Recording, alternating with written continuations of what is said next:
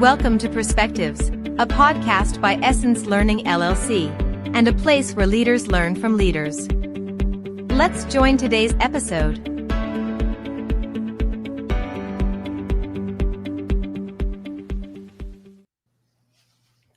Hello, and welcome back, Perspectives podcast listeners. I want to welcome you, or maybe this is your first time. Welcome to our Perspectives podcast, brought to you by Essence Learning. So we have been in the middle of a 4-part series, and we're still continuing that on with our executive leadership coach, David Porter. In today's subject, we're going to talk about accelerating personal development, which I'm very excited to hear because personal development is one of my top tier goals, is always working on yourself and developing yourself. And so we're going to hear about that and talking about how to expand your circle of influence and increase the depth and breadth of your leadership by doing this, accelerating your personal development. So David, thank you for joining us again for our 4-part series, and welcome back to it. So for those of us who maybe are new or listening, I want to give you the opportunity to please go ahead and introduce yourself and a little bit of your journey towards personal development. Sure. Happy to, Kiki. It's great to be back with you again, as always. I'm a CPA by training, started out in Big 8, now Final 4 accounting out of the University of Florida. I got out of public accounting as rapidly as humanly possible and got into industry. I actually started in the restaurant industry, post public accounting first, and then went to work for Bombardier out of Montreal in mass transit and their Sea-Doo Ski-Doo division. And I'll talk a little bit more about that growth later on. Worked for a company called Cessna Aircraft as well for 5 years, where I continued that learning journey and my leadership journey as well. About 6 years ago, I decided to leave the industry space and help CEOs and business owners and their teams on their own leadership journeys, working on things like communication, decision effectiveness, et cetera, around the learning journey.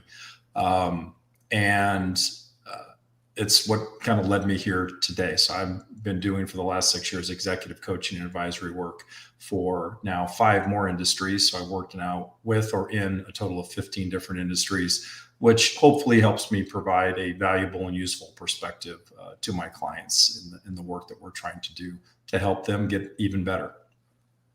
No, great. And I know that this is something that is near and dear to you as well, and something that your advisor business does as well, is go in and help with that, accelerating your personal development and personal growth, particularly with leaders as well. So for all of us who are listening today, why does this matter? Why is personal development so important to leaders, to building future leaders? Why is it that we focus so much on personal development? Yeah, so we'll go through a couple of slides in a minute, but I'll tell a couple of personal stories here first, and that is I probably about 2/3 of the jobs I had the first 15 years of my career out of the University of Florida were made up for me. They were made up because I couldn't mind my own business. I was always curious about problems that were kind of intractable and other people didn't really want to raise their hand for necessarily. And so that made the early part of my leadership journey and my career very interesting. I think probably some undiagnosed ADHD contributed to that curiosity and this notion of kind of getting restless and wanting to try and learn different things. So it allowed me to expand that curiosity, combined with bosses and again, just fortunate opportunities to go help solve problems, allowed me to expand into other areas of the business. So I did some work in procurement and IT and a lot of administrative, led HR for a large organization, performance excellence, business transformation, general manager of a few different businesses, and again, across multiple industries, and had some C-level work that I did as part of a private equity firm and portfolio companies there. So I've had this kind of rich tapestry of experiences, which has made this journey fun. So for me, Carol Dweck talks about in her book Mindset this notion of growth mindsets versus fixed mindsets. I definitely have a growth mindset. Learner is my number one theme on Strength Finders and Gallup. It is something I've read probably, 150 plus leadership books.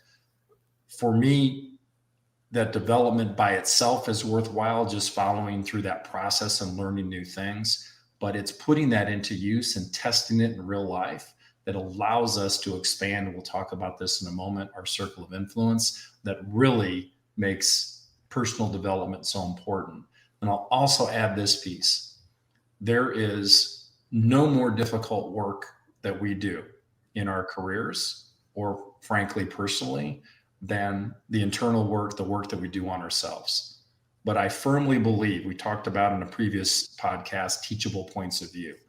I fully believe that in order to influence others, in order to lead others, we have to lead ourselves first, right? And so this personal work is critically important to doing that. Great. No.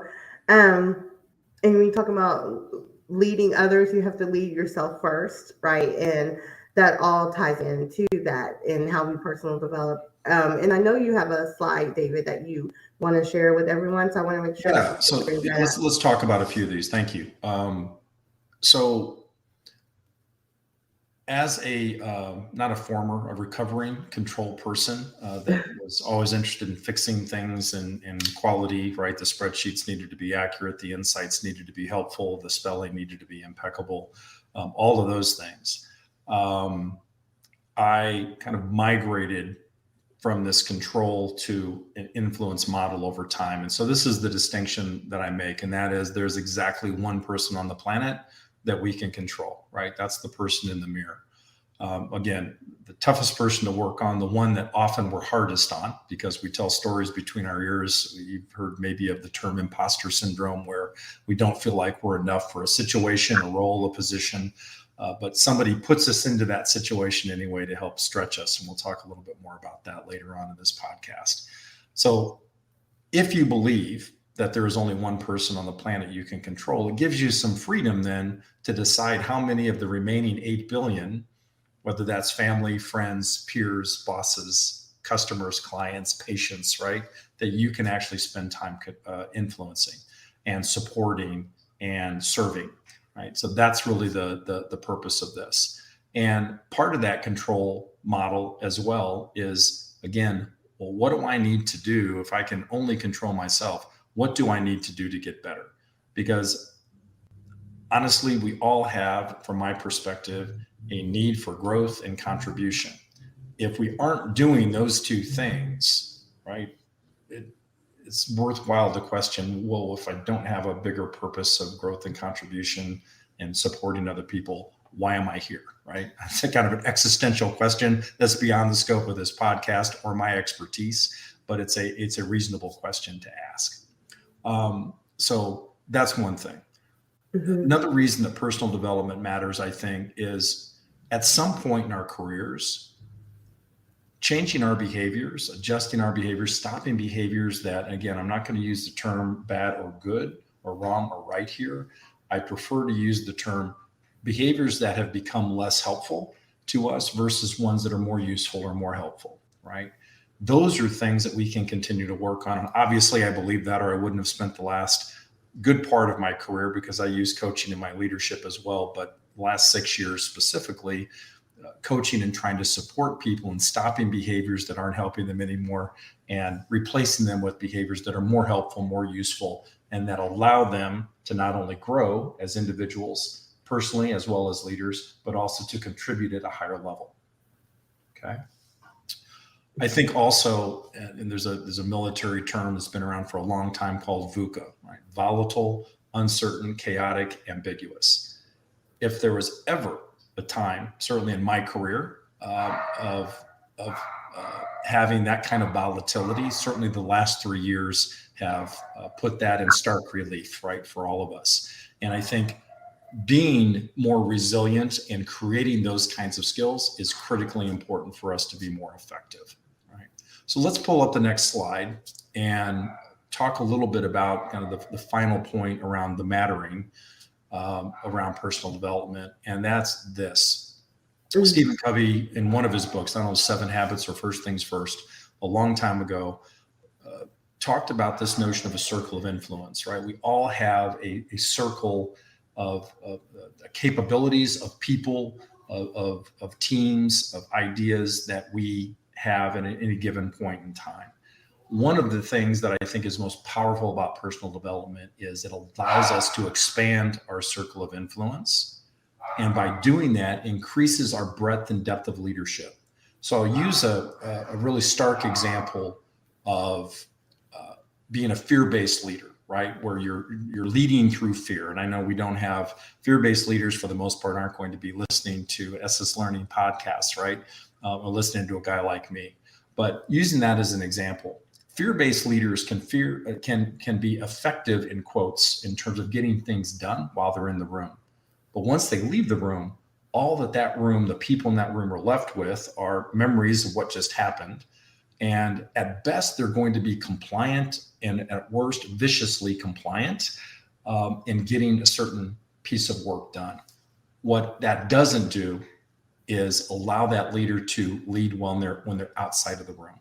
And so what courageous leaders do, and what we can bring to the table by expanding our capabilities, is a different level of breadth and depth of leadership across more people, across more situations, and a deeper understanding because we've shared our points of view with people that allow them to learn and take those points of view and use them themselves to, again, contribute, to grow and to contribute at a higher level. That's the idea behind personal development that is, for me, most powerful.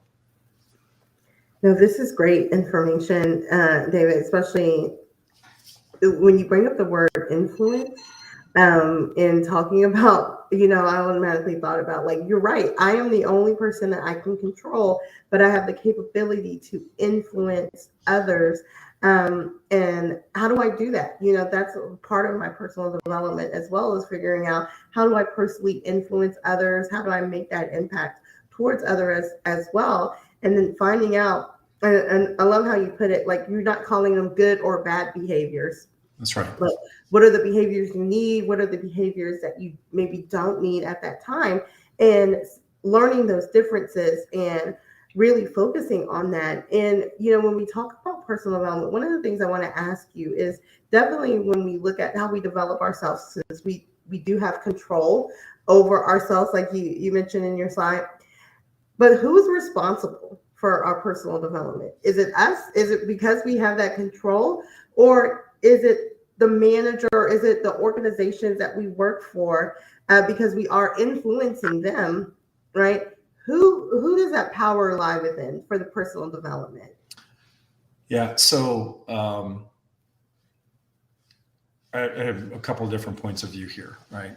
One, when I put my human resources kind of people leader hat on, I say it's a partnership, right? And I believe that to be true. But largely speaking, in my coaching, I always spend at least an hour, if not longer, with potential clients and talking through what's important to them, what do they have going on. And one of the questions that we inevitably talk about is, even if we agree that they need help, do they want help? And do they want it now, right? Because what I don't do is argue with clients, because each of us has the power to decide what, if anything, we want to do in a given situation, what we want to work on, what we don't. So if you don't want to work on something right now, I have no judgment around that. It's not right for you for whatever your reasons are. We kind of move on, right? So for me, personal development is quite a little circular here, but it is personal. You get to decide when and how you do it. And I think you have to be your own best advocate there more often than not, and ask for the help, ask for the support, say, I am interested in this. I'm interested in growing. Sometimes, maybe often for you, if you're fortunate, and I've certainly had bosses like this before, they put you into situations that you don't think you're ready for, but they believe in you, right? And that's fantastic when you've got that kind of a boss.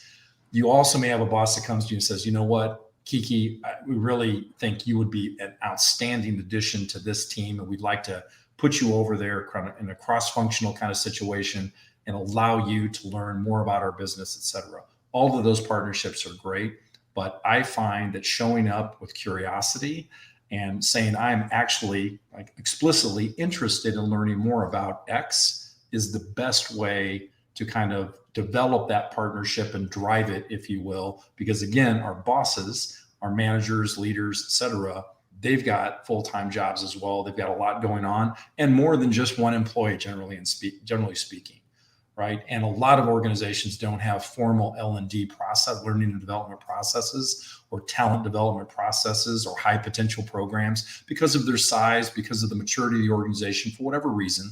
So actually finding a way to carve out a space to say, look, I want to learn more about this, and that we'll talk about different ways to develop here later on in this podcast. But that's, I think, the big driver is what do you want and what are you ready to try to take on yourself? How do you battle that internal conflict, David, with your leader saying, this is something that I want you to do, you're prepared for this, but then internally you're saying, I'm not comfortable to go there yet. I'm not ready to be in that position. And there's some other things that I want to work on. How do you battle that conflict internally? There's a great George Bernard Shaw quote that says something to the effect, forgive the paraphrasing here because I don't have notes, but that says, just do what must be done. It may not be happiness, but it is greatness. And more than one coach of mine or mentor of mine or boss of mine have sent me that quote when I've kind of had moments, right, where I was feeling sorry for myself and kind of wallowing a little bit. And I got back to work. My best example of how to kind of handle that is a speech I gave as part of this kind of underground group at Cessna Aircraft over 20 years ago about transforming a 75-year-old, 11,000 person company because a new CEO who had been there 30 years, but not a CEO, was coming into his role. And I was elected out of this group of 10 or 12 of us that were meeting, at 6:30, 7 o'clock on Thursday mornings for about 4 months, hatching this plan, right, to take over the world. And so I was a speaker to the CEO and his direct reports. And I gave the speech. I'm an early riser. So at 7 o'clock the next morning, my phone rang and it was the CEO. And he said, I'd like to see you in my office. And I thought, well, it was a fun career. Enjoyed it, et cetera. And he said, look, love the speech and I want you to do it. And I looked at him. The first words out of my mouth were, I have no idea how to do this, which was true. And he said, you know what, you'll figure it out and I'll help. Right. And we figured it out and we just got to work. I think how you think about that is you're grateful to the person that tapped you on the shoulder and said, hey, I believe you can do this. And then you do what you always do, Kiki, right? And you say, look, I'm going to be curious. I'm going to ask questions. I have the permission to ask for help. And we're going to figure this out because it matters. It's purposeful work, right? And you just go and do it. And when you have leaders that put you into those stretch situations, that's worth its weight in gold, right? Because they believe in you often a lot more than we believe in ourselves. Yeah. I just feel that's so key because I know we all internally have that conflict of being put in those situations and how do we handle it? And it may be something that I don't know yet, but I think you're right. Like with the stretch goals and the being able to adjust and being able and having that confidence too, to say, I maybe don't know, but I'm going to be curious. I'm going to learn about it. And then I'm going to work on excelling at it. To me, that goes a long way in a mile because I think that we've always had those conflicts internally. And like you said, and when you said imposter syndrome, I was like, I go through that all the time when I'm thinking like, I can't do it. I'm just pretending or not really understanding. And so having those capabilities to be able to be open and to be able to learn, that really does go a long way towards our personal development and growth. And now you just learned a new skill. So I love that. And David, I would love for you to share it with our audience. And I know you have an additional slide about this, but what is our fastest route to maximizing growth? Sure. Let's talk about that. So again, on the left side, some growth paths, right? Are these all of them? No, but these 5, I think, resonate, things that I've used, things my clients have used as well to kind of move forward. Now, I talked about my Cessna experience. That was the stretch assignment of all assignments for me. It was by far with all, I've worked with some wonderful people over the years, don't take me wrong, but this kind of life-changing, really difficult, soul-crushing kind of work, lonely work, et cetera, and trying to, even hallucinate that we could actually change the way that work got done in a company as old and as big and as capable as Cessna was. So about 70% of our personal development comes from these stretch assignments. And those are assignments where they're not blind spots. We're not unconsciously incompetent. So I don't actually know what I don't know. I actually do know, and it's actually more conscious incompetence here rather than competence, but I actually don't know how to do this. I don't know how to do it well. It's my first day of riding a bike. We are going to fall down, etc. It's live practice. It expands our circle of capabilities, which then allows us to be more influential and more impactful, maybe a better word, more impactful on the work that we're doing and the people we're doing it with.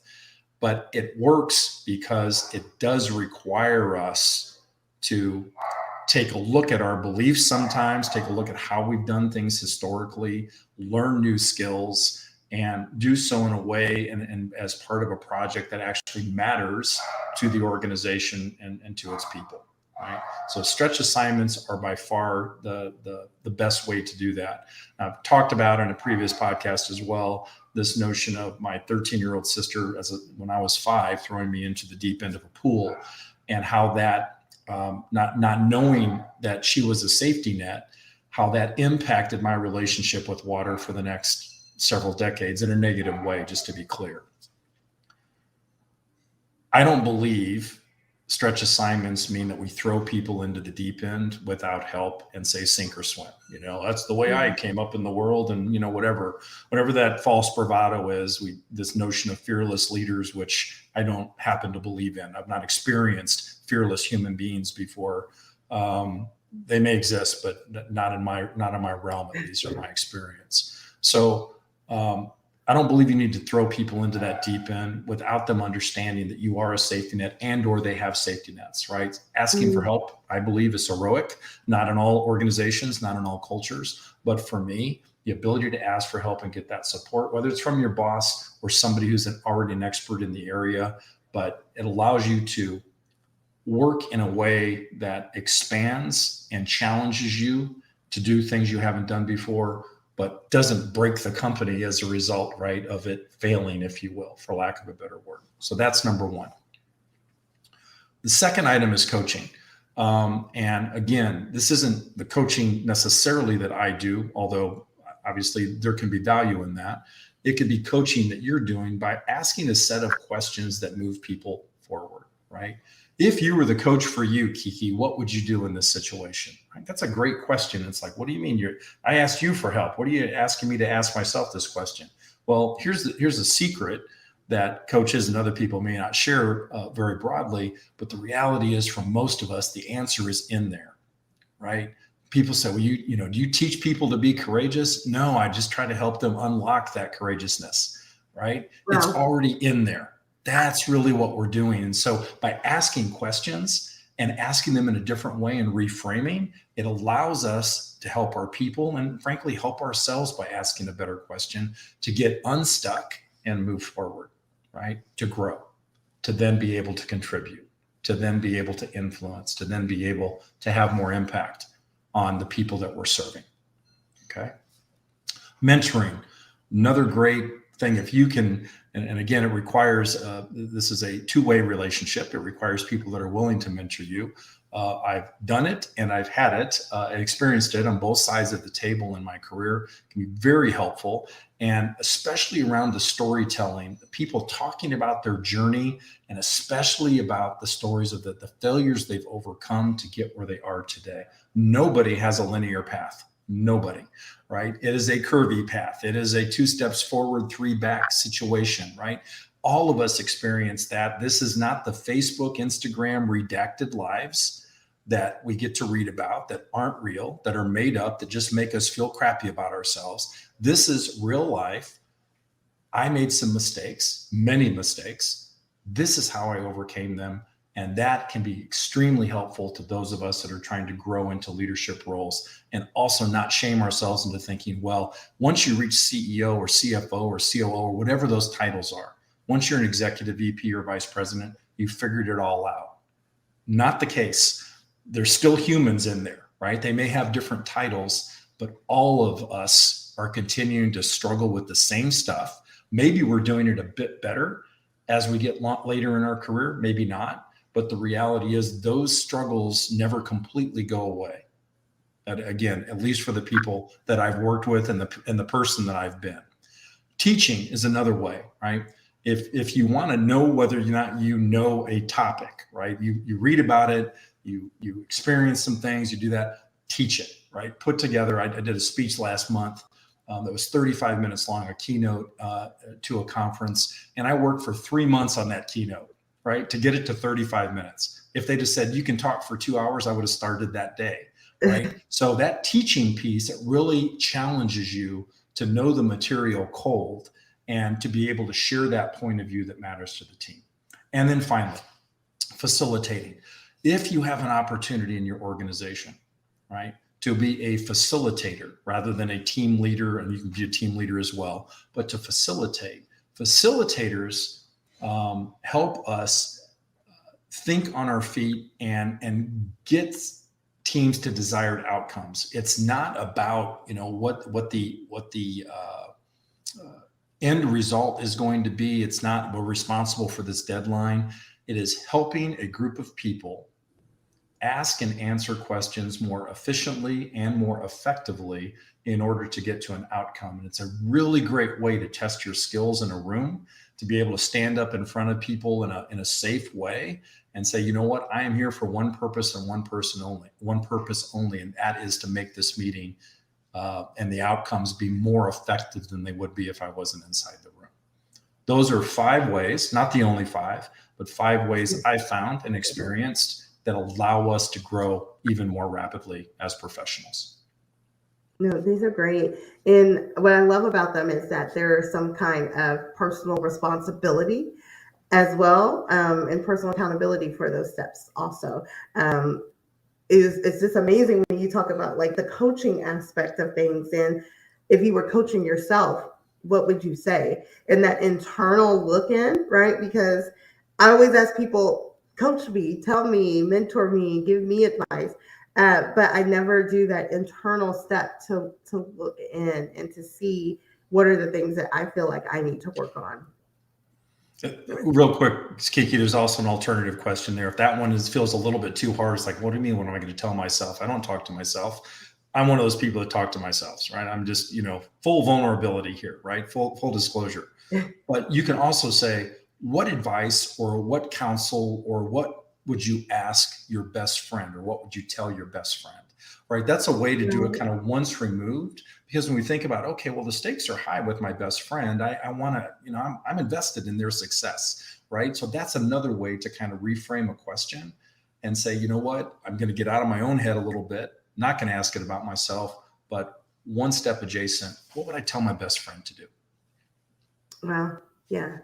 Those are great. Those are definitely great questions that I'm going to start asking myself as I look at personal development as well and growing my leadership path. Is really looking at those aspects of the coaching, the mentoring, the teaching, the facilitation. All of that plays such an important part in our own personal development and getting to that next level as well.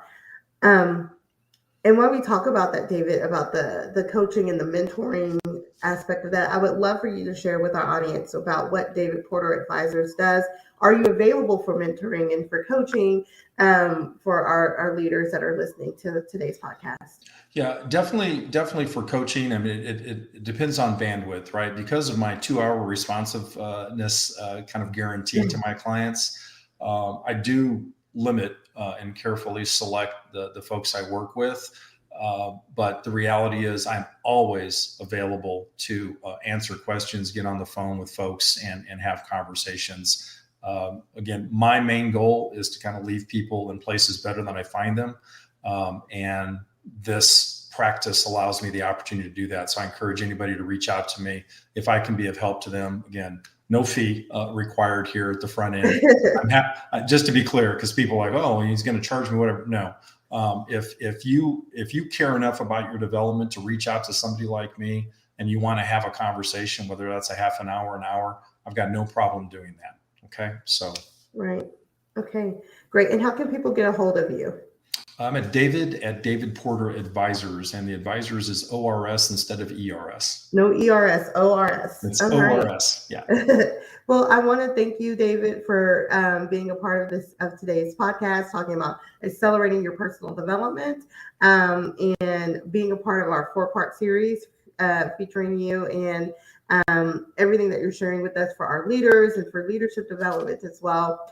If you are new to the Perspectives podcast, I highly encourage you to go and to listen to David's other episodes as well. And some great information and some great nuggets that you can take away to go ahead and start your leadership development journey and to help improve yourself if you're already on that journey as well. I did want to remind people, if you do need anything for coaching or anything like that, you can also reach out to essencelearning.net. As well. And then also we'll give you information about our upcoming podcast also for Perspectives. So thank you, David, again, for taking the time out of your day to join us. And with that, I'm going to sign off for today's podcast. Thank you for joining Perspectives, a podcast by Essence Learning LLC. Essence Learning is your solution to personal and professional development. We partner with our clients to develop a learning strategy that will increase productivity, enhance performance, and align with their purpose and goals. For more information, visit us online at essencelearning.net or call us at 1-877-657-5755.